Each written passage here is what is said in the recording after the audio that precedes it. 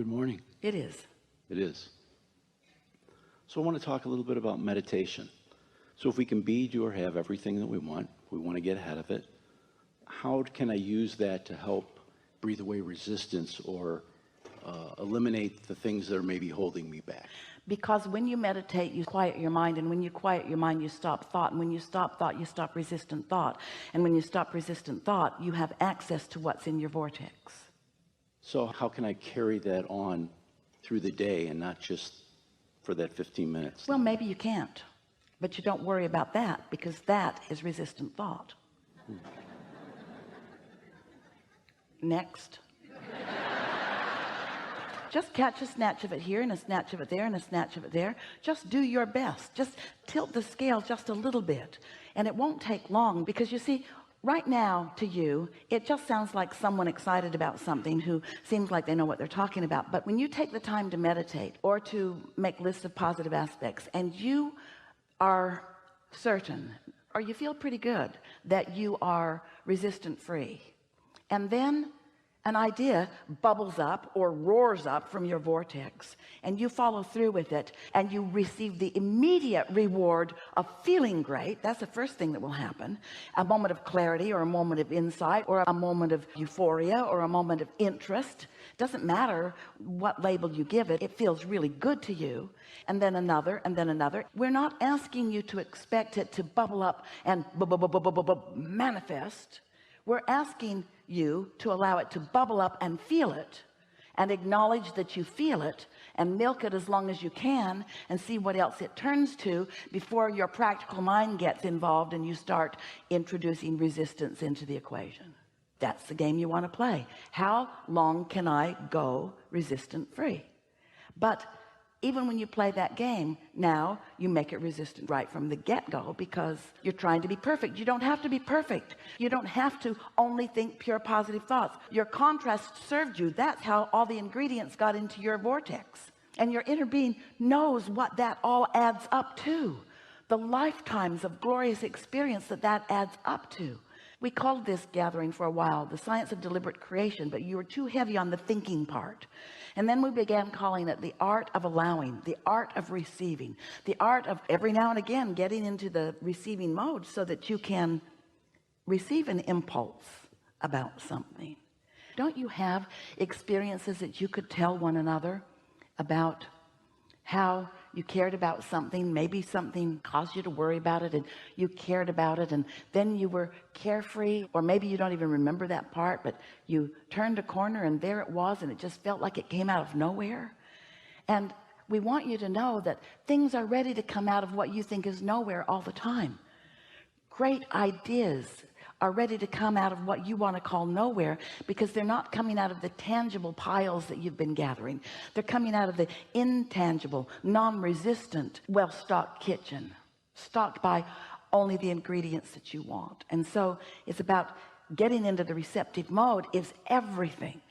But in order for you to know how important it is and feel the power of it, first you have to accept that your life has been serving you, and that you've put many decisions and requests and goals and hopes and dreams there, and that they are ready for you. When we say, you said it back to us, you can be or do or have anything that you desire, and you've been putting it into your vortex in bits and pieces, but you don't have the ability to look into it and see everything that is what you want to call potential. We want to call it a done deal.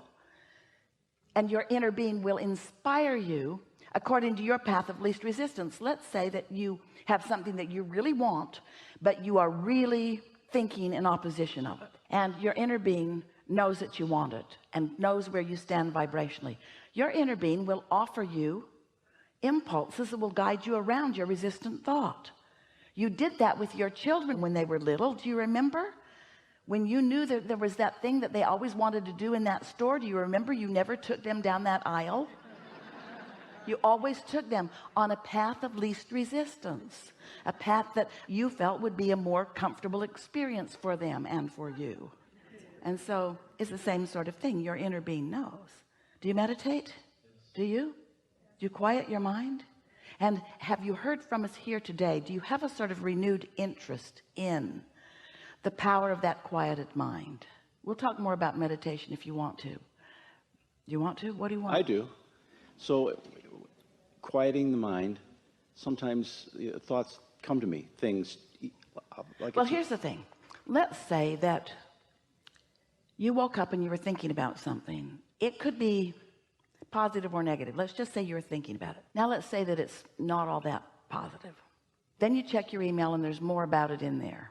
And then you turn on the television and it's kind of like that too. And then you call a friend and you kind of get some stuff going as you are facing reality and pointing out. Esther hears it on the airplane all the time. Business people talking to their coworkers or calling their coworkers about things that they're trying to hammer into place. And she just puts her earphones on and puts her pillow on and focuses into her world and out of that, because it doesn't take very much of that focus before off you go. So if you're in that sort of momentum, that's not the best time for you to say, I think I'll meditate, or I think I need to meditate, because you will have a very difficult time quieting your mind under those conditions. Those thoughts already have enough momentum going that's when the lobotomy would be more helpful, or a nap.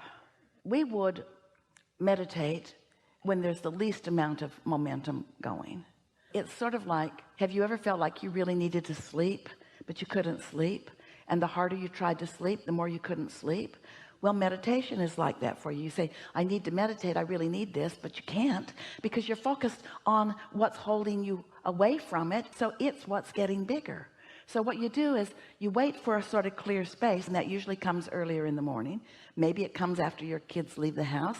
Maybe it comes when you're finally alone in your car somewhere. You could pull under a tree. You have to find a quiet space for it, and the earlier in the day the better, but you'll get better and better at it. It's just a matter of focus.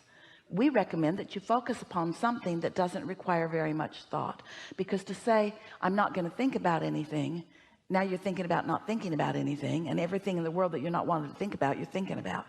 But find something to focus on. It might be a bird in a bird bath. It might be the dripping of a faucet. Esther likes to listen to the air conditioner because she lives and has always lived in hot places. So the air conditioner, there's almost always that sound. Hear it? Hear how steady it is? And notice that you're not prone. There's not much to think about in that. You don't say, I've heard better. It's just a sound, and it's not testing you in any way. And if you've decided to focus on it, sometimes Esther will focus on it and her mind will wander, and she'll say, oh yeah, then she'll listen for it again, and then her mind will wander. But after a minute or two or three, she's isolated that, she's focused upon that, and then it's not long after that before she's got that feeling of detachment.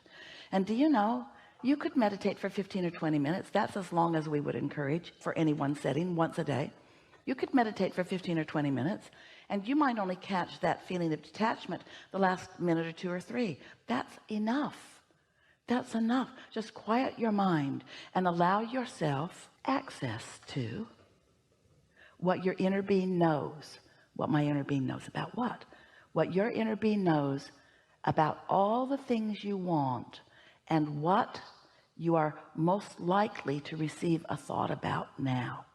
Sometimes if you are in an urgent situation where you're about to take a step or turn into traffic or do something that is critical to your experience, when it's a strong intention, like living longer, sometimes even in resistance, your inner being can offer you an impulse, and you will do something that you didn't even know you could do. Have you had those experiences? I handled my car better than I've ever handled it. I just can't even believe what happened. But it's so much easier to prepare yourself to be in the receptive mode. It's so much more fun. You have so much more control. So did we answer your question about meditation? Just one other question. Does Esther receive lists? That's the way I'd say it. But during meditation, do things come to her to do this? Get an impulse to do that, or write this down, or if you're there, you're not really detached? Esther knows how to get into that receptive mode, like right here and now. She's in the receptive mode. So she's quieted her mind. She's allowed her vibration to rise to the frequency of us, so she's vibrationally compatible with us, and every intent we have, she's translating. And so you might say that we don't offer her lists of things to do. She's the list maker. We're usually wanting to inspire her not to feel the trauma of the list. The list overwhelms. The list is all about action.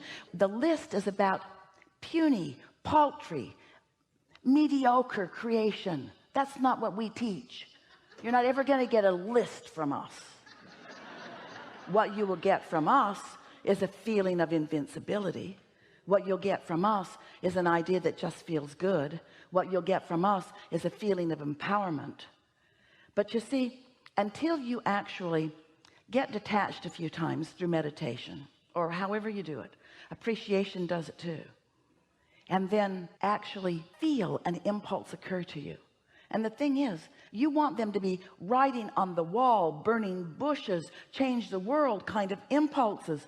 Go here, dial 4876922, and whoever answers, get their address and go right over there and look in their left-hand pocket and pull out their lottery ticket and run away with it because it's a winner. That isn't the kind of impulses that you're getting. But once you receive this impulse and you recognize the freshness of it, and most important, you recognize, until you feel, oh, we want this so much for you, until you feel the power of non-resistant moment, even if it only lasts 10 seconds, then these are just so many words. But once you feel that, and then have the momentum of it and the wherewithal to follow through with it, and then you see that it leads to this, and it leads to this, and it leads to this, and it leads to this, and you have that joyous journey, which we keep wanting to say is really what you want, and you keep saying, yeah, I want the joyous journey too, as long as it's leading me to the destination that I want. Yeah, I want the joyous journey as long as it's leading me to the destination that I want. We're speaking it so fast you can't even hear the words because you're so eager to get to the destination that you want. Oh yeah, I'm willing. Well, just cool your jets. Just relax and enjoy the freshness, enjoy the clarity. Clarity is power. Can't you feel that in yourself? Don't you know, even in your own house, you get up, you have things to do, maybe you're going to get on a trip. Have you ever just run around in circles? And it's a miracle that you even made the plane. Haven't you had a day like that? And haven't you also had a day when you're usually by yourself when you have this kind of day, but where everything just falls into place? The traffic parts for you, everyone's nice to you, you have extra time, you just feel good about where you are. We want your lives to be calm and clear. We want them to be sure and full of all of these good feelings. And this is what this powerful receiving is about. Letting yourself receive, letting yourself be the vibrational equivalent of your inner being, where all of your power is. And now we're just going to tell you something. We love you so much. You hardly meet a human who is 10% of that. Hardly ever. And when you do, you are amazed. So we're not asking for a perfect record. We're not asking you to stop ragging on that person at work that drives you crazy. We're just asking you to ratchet it back a notch. And we're asking you, in addition, look for some positive aspects too. We're not asking you to meditate all day. You couldn't if you wanted to. Some try it. It's not what you want to do. It's not what we want you to do. We're just asking you to find 15 or 20 minutes and do your best to find a moment or two of detachment, and then notice what happens next. We want you to introduce yourself to your power. We want you to get hooked on it, because you came as creators. You did not come as regurgitators. You came as creators. You did not come as defenders. You didn't come to fix a broken world. You came to create a world that is delicious to you, you see.